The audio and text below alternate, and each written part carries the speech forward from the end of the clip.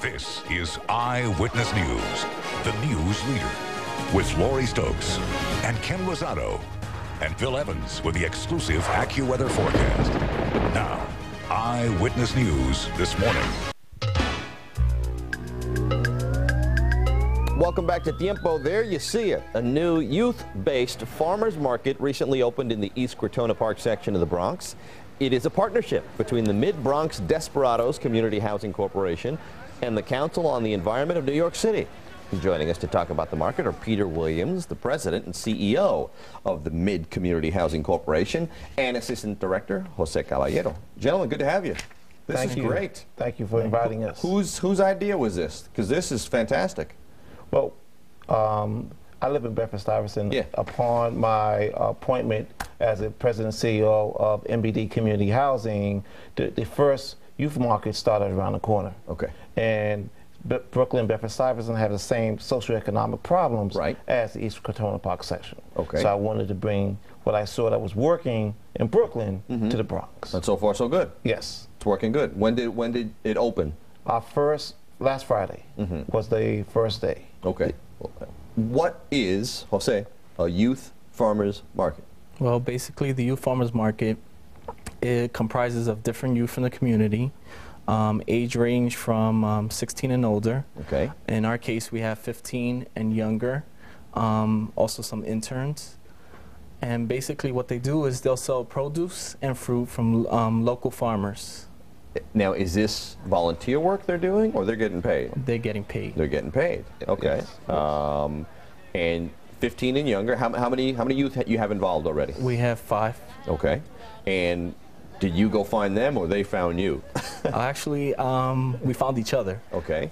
They're basically from the community. I've dealt with them either through sports activities, or if they were interested in earning some money. That's also how the way.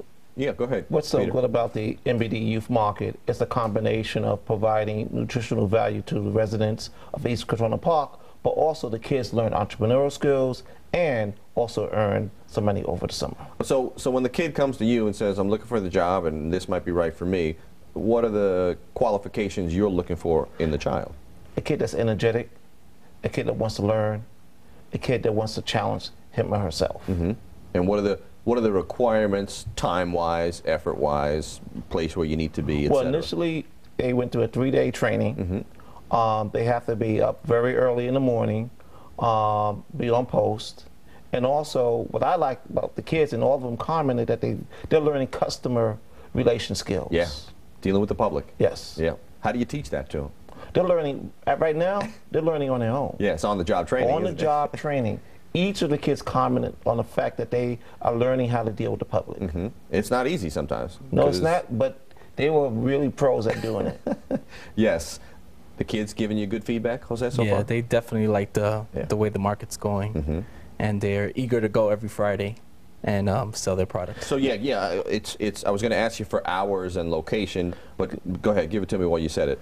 Okay. Hours of the market. Hours of the market are from 10 to 4, and it's between Southern Boulevard, between 173rd and 174th Street, in front of Seabury Park. Okay. Once every Friday. Every Friday. Every Friday. But this is part of MBD's mission.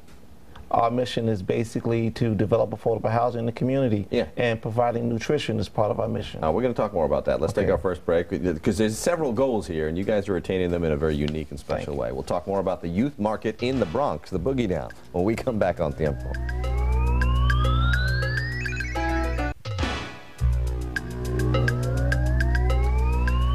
Welcome back to Tiempo. We're talking about a great new thing going on in the Bronx. It's a youth-based farmers market. It's happening in the East Crotona Park section, and here telling us all about it are Peter and Jose.